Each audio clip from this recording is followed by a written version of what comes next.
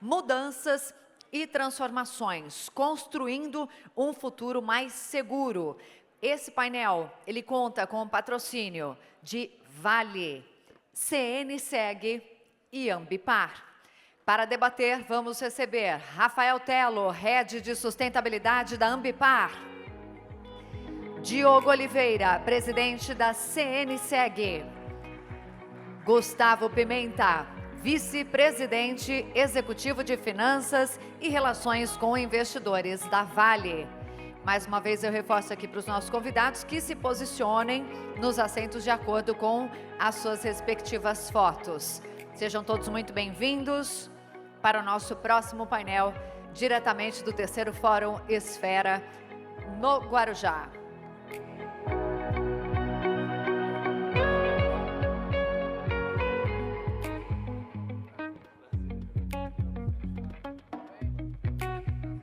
Débora, passar a palavra para você.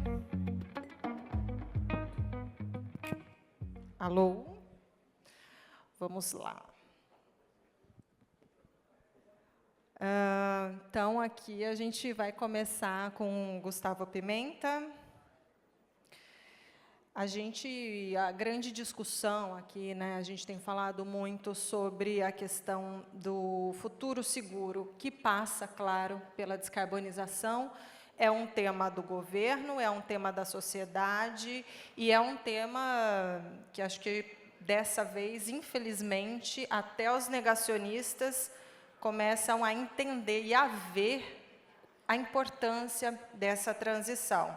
Então, eu gostaria de saber qual que é o papel da mineração nesse contexto e como vocês têm também, de certa forma, tentado acelerar esse processo, porque esse futuro já chegou.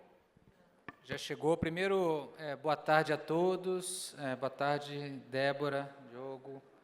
Prazer cumprimentá-la, agradecer ao João, à equipe da Esfera pelo convite. Bom, a mineração tem um papel super importante nessa jornada de descarbonização, né? Se a gente pegar aí os hard to abate sectors, né, o setor de siderurgia, a cadeia do aço, ela contribui com aproximadamente 8% das emissões de gás carbônico mundial, né? Então, juntamente com o cimento, são os grandes setores, ou setores importantes nessa trajetória de descarbonização. E a Vale e as companhias de mineração têm um papel super importante nesse processo de descarbonização. Acho que o primeiro se refere às nossas próprias operações, né? A Vale hoje já tem 100% da nossa demanda de energia elétrica renovável no Brasil. Então, isso já foi um avanço que a gente conseguiu fazer ao longo dos últimos anos. Um grande desafio que a gente tem é o que a gente chama de escopo 1, que são as operações de mina e ferrovia, né? Essas são operações que basicamente se utilizam do diesel como principal combustível.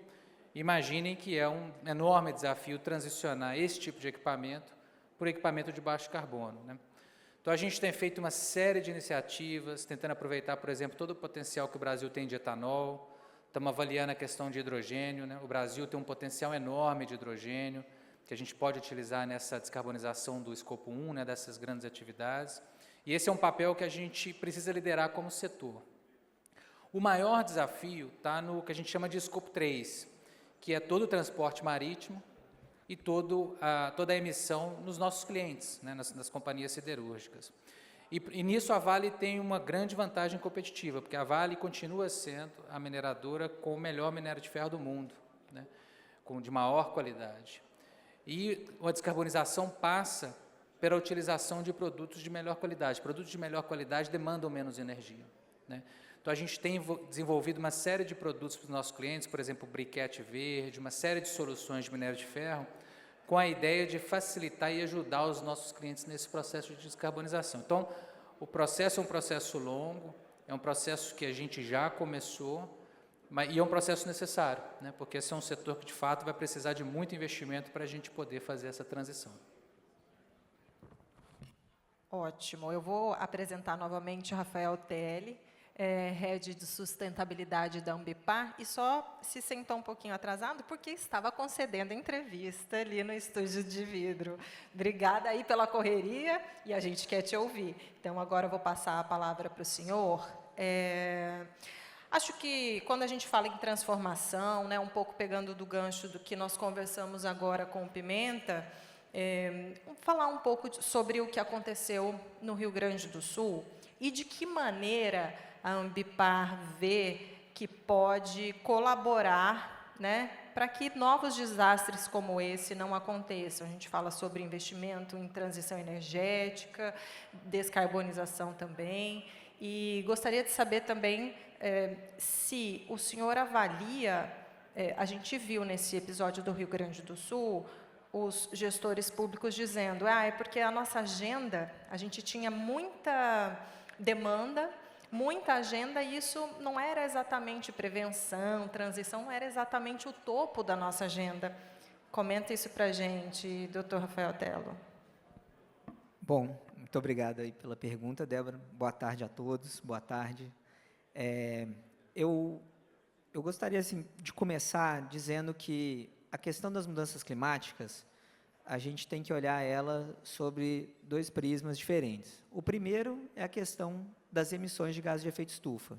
Então, como o Pimenta muito bem colocou aqui, a gente tem um grande trabalho global de conseguirmos chegar no net zero, realmente limitar o aquecimento da temperatura média do planeta em 1,5 graus, para a gente conseguir lidar, né, reduzir essa quantidade de eventos extremos que a gente tem visto, né? Isso é um grande desafio. Mas a gente também precisa olhar para o desafio da adaptação. Então, nós já estamos vendo um aumento da frequência e da intensidade desses eventos extremos pelo mundo, e isso tem feito com que a distância entre o custo de remediação e o custo de mitigação, né, remediação, reconstrução, seja cada vez maior. Então, eu acho que uma das grandes contribuições, quando a gente fala da gestão da sustentabilidade, é a gente conseguir ter uma visão mais apurada dos riscos que estão envolvidos com essas questões, não só das mudanças climáticas, mas de todas as questões socioambientais que a gente enfrenta no mundo. Então, dito isso, né, no caso da Ambipar, a gente trabalha com um elemento, né, importante do combate à emissão de gases de efeito estufa, que é a economia circular. Com um sistema de economia circular bem implementado, a gente consegue contribuir com 40% da redução das emissões de gases de efeito estufa para cumprir o Acordo de Paris. Depois da transição energética, é o principal elemento para a gente poder atingir esse objetivo. Só um ponto importante de atenção, no Brasil, a gente hoje só recicla 4% do que poderia ser reciclado. Esse é o tamanho do nosso desafio como país. E a gente trabalha muito com isso, né, e também com sistemas de preservação florestal, recuperação florestal, inclusive pós-desastres, como no caso de São Sebastião, onde a gente está fazendo um replantio com drone, uma tecnologia nossa, que nos dá muito orgulho. Mas aí, quando a gente entra na parte da adaptação, a gente tem um grande desafio, que o passado não dá para a gente uma perspectiva do que a gente precisa para encarar o futuro. Então, não adianta a gente pegar um histórico e falar, nos últimos 100 anos, essa foi a maior chuva que aconteceu. Pode ter sido a maior chuva dos 100 anos, mas não vai ser a maior dos próximos 100, dos próximos 10. Né? Então, não adianta nada a gente usar como parâmetro o que acabou de acontecer. Se o muro que a gente construiu em Porto Alegre for para lidar com essa enchente, ele vai ser insuficiente para a próxima.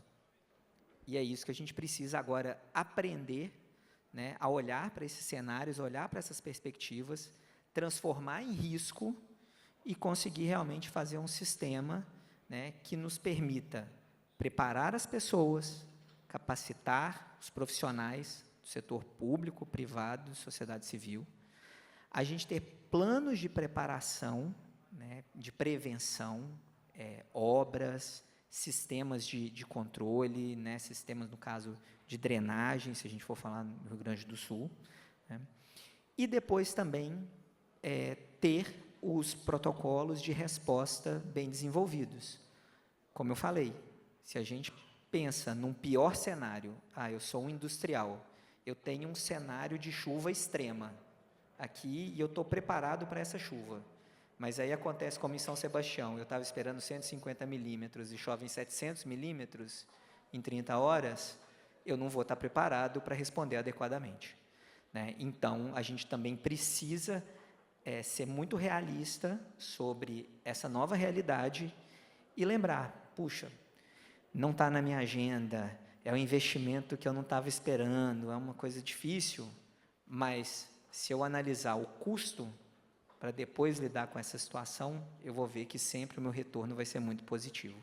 Então, eu acho que esse é o panorama, né? E a gente, infelizmente, a gente tem que dedicar para tudo, e a gente precisa trabalhar muita gestão, trabalhar governança, para que a gente consiga reduzir emissões de forma economicamente viável, positiva, e trabalhar com adaptação para que a gente evite grandes desastres, grandes perdas humanas e materiais.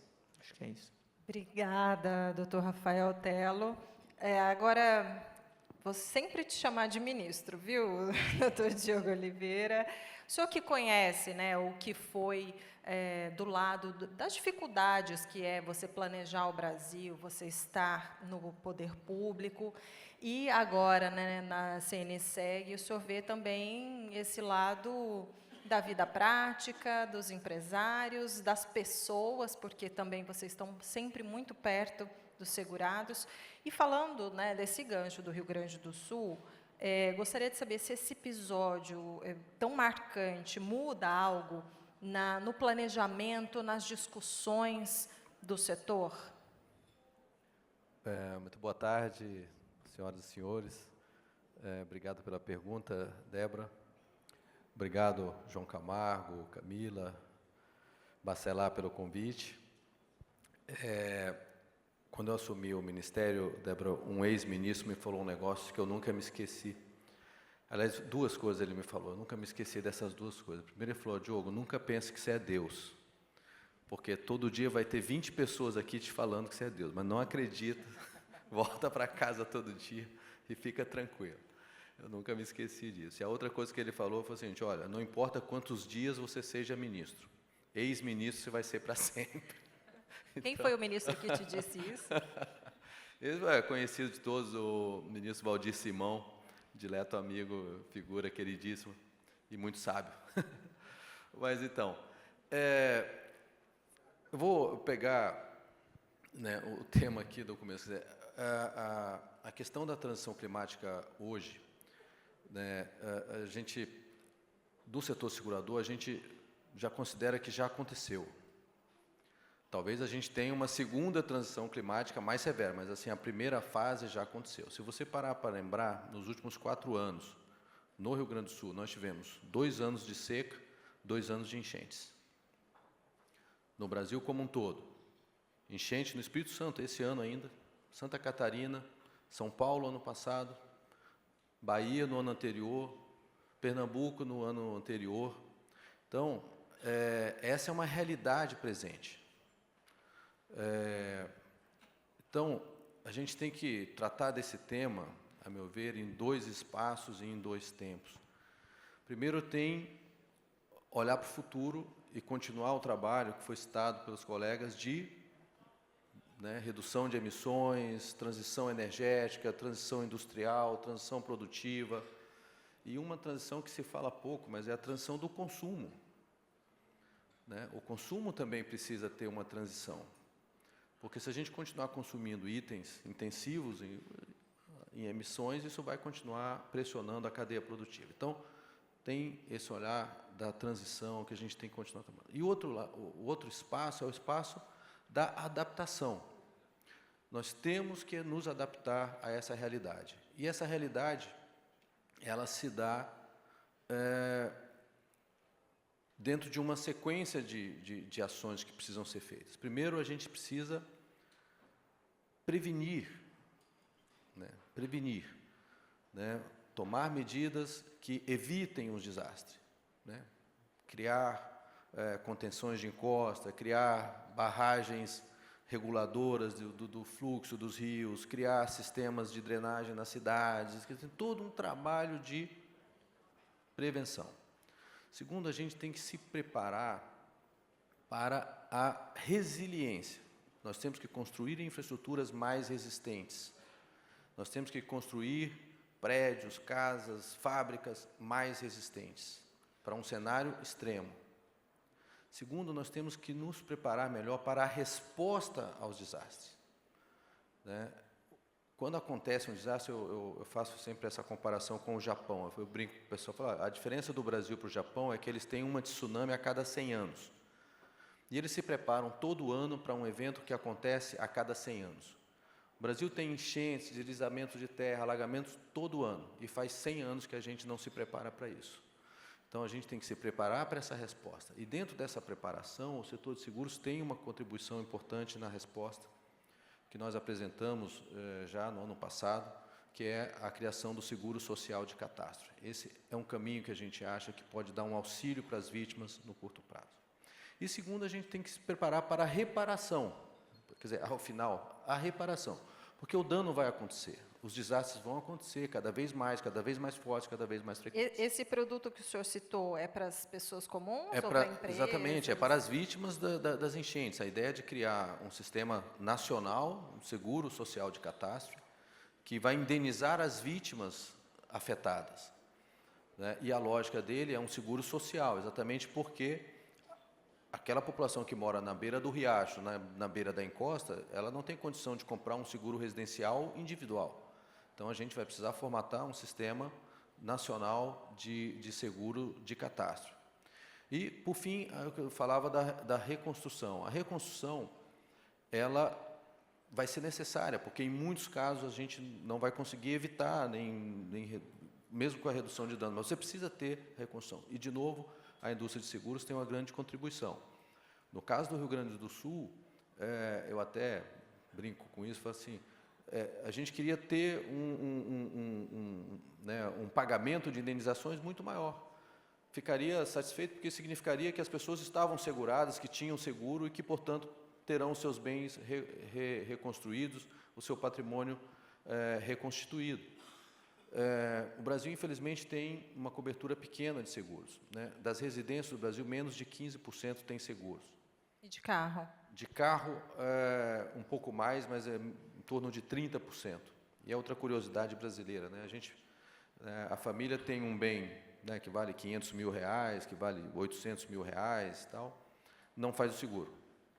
E o veículo que custa R$100 mil, R$50 mil, o sujeito tem a preocupação de fazer seguro. E o seguro é mais caro? E o seguro do carro é mais caro do que o seguro residencial, que é um seguro relativamente muito barato no Brasil. E atentar para as coberturas. É preciso que as pessoas, as empresas, e isso é importante salientar, o setor segurador brasileiro, e essa dúvida é frequente, eu vou pedir aqui um parêntese para explicar, porque hoje mesmo um colega perguntou disso. O setor brasileiro de seguros oferece cobertura para enchentes, para alagamentos, para eventos climáticos. Tá? Oferece isso no seguro rural, oferece isso no seguro residencial, oferece no seguro empresarial, oferece no seguro de veículos. A atenção que as pessoas precisam ter na hora da contratação de realmente pedir para ter essa cobertura. Mas nós precisamos avançar muito além disso. Nós precisamos ter seguro da infraestrutura brasileira.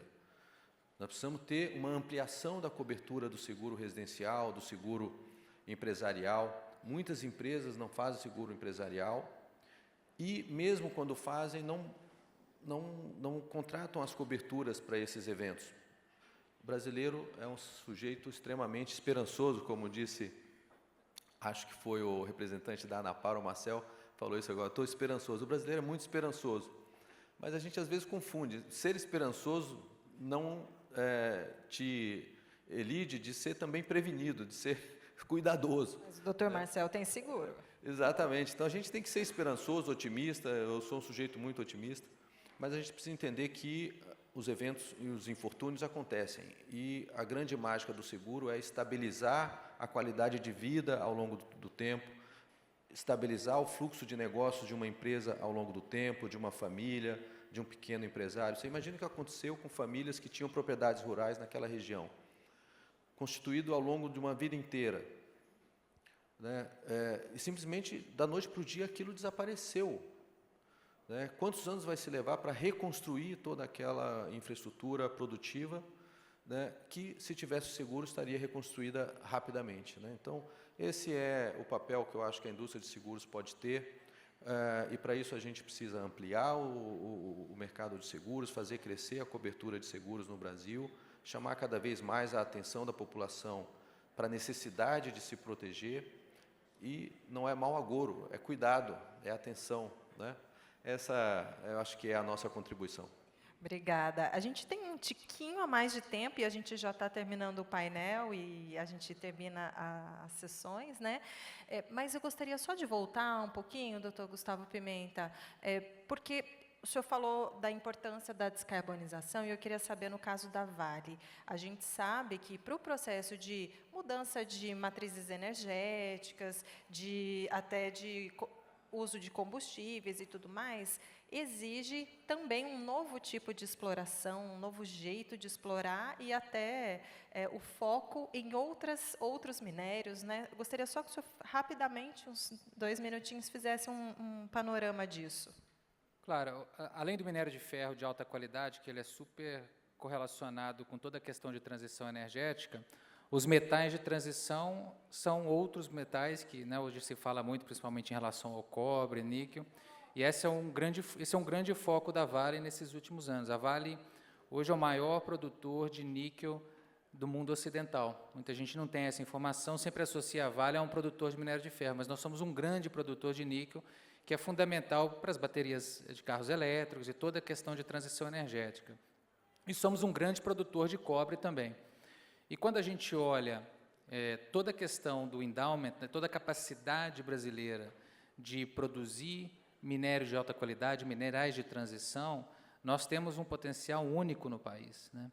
Acho que uma das questões que a gente está muito otimista com todo esse processo que a gente tem acompanhado, talvez a gente tenha um momento único na história do país de promover uma industrialização verde que vai vir, a gente está muito confiante nisso, quer dizer, o potencial da gente começar a produzir carro elétrico, carros verdes, veículos, quer dizer, o cliente final começar a demandar produtos 100% verde, que podem ser gerados a partir de uma matriz renovável que o Brasil tem, talvez um dos maiores potenciais do mundo, né? A gente tem uma vantagem competitiva de uma matriz 100% renovável, sua grande maioria renovável, você pode gerar hidrogênio a preço super competitivo e gerar um processo de industrialização que o país ficou para trás ao longo dos últimos 50 anos, né? Então, aqui tem uma oportunidade muito única, seja com metais de transição, mas seja elevando o potencial nosso de produzir produtos finais de valor agregado descarbonizados, que a gente nunca teve na nossa história, e a Vale está super envolvida nesses projetos. A gente vê muita oportunidade de parceria, desenvolvimento de novos projetos aqui no país, e os metais de transição certamente vão ter um papel muito grande nisso. Em 1 minuto, doutor Rafael Tello, só que eu estou vendo que o senhor está concordando, ele está falando sobre oportunidades no Brasil, sobre o olhar da Ambipar. O que o senhor tem a nos dizer sobre as oportunidades aqui? Eu entendo que o Brasil é, historicamente, um líder global político nas questões de meio ambiente e sustentabilidade. Mas é só no discurso ou é para valer, doutor? Não, é para valer. Eu acho que a gente vem conseguindo reduzir o nosso impacto negativo, a gente vem lidando com questões de meio ambiente e a gente pauta essa discussão globalmente, desde a Rio 92. Só que a gente ainda não conseguiu converter isso em ganho econômico, em desenvolvimento. Então, a gente precisa, né, combinar os nossos conhecimentos, essa nossa preocupação ambiental da sociedade para gerar soluções. E aí as soluções podem ser próprias, né, brasileiras, com a nossa inteligência, com o nosso conhecimento, com o desenvolvimento das empresas, ou pode também aproveitar conhecimento internacional. Então, quando a gente fala de desastres, né, nós hoje, dentro do Grupo Ambipar, a gente tem uma empresa americana que é a principal líder em mapeamento de riscos, gestão de reconstrução, trabalha com furacões, derramamentos e tudo. A gente tem que trazer esse conhecimento, juntar com o nosso e mostrar que a gente pode levar soluções de sustentabilidade para o mundo inteiro, porque aí a gente vai ter realmente um desenvolvimento econômico baseado na sustentabilidade. Ótimo, e aí a gente não estourou o tempo, 30 segundos. Aquele valor que vocês estimaram de custo, de impacto no Rio Grande do Sul, 1,5 bilhão, foi isso? É isso mesmo, Diego? Diogo, desculpa. Débora, nós divulgamos um relatório preliminar sobre os impactos no Rio Grande do Sul. É importante dizer que as seguradoras têm feito um trabalho exemplar no Rio Grande do Sul, facilitando o pagamento das indenizações, desburocratizando a apresentação de documentos, mobilizando equipes de atenção. Até o momento que nós divulgamos, na semana retrasada, nós já tínhamos 23 mil avisos de clientes de sinistros no Rio Grande do Sul, que perfaziam um total de 1 bilhão e 600 milhões de reais. Mas esse número é completamente preliminar. Ao longo dessas próximas semanas, a gente deve ver esse número crescer consideravelmente. Esse valor é difícil prever, até porque existem grandes infraestruturas, grandes fábricas, o que a gente chama... Mas mais que dobra? Riscos. Olha, eu acredito que mais que dobra, com certeza. Tá bom. Eu gostaria muito de agradecer os senhores, foi um papo delicioso, e agradecer todos também. E obrigada pelo convite. E é com você, Vanessa.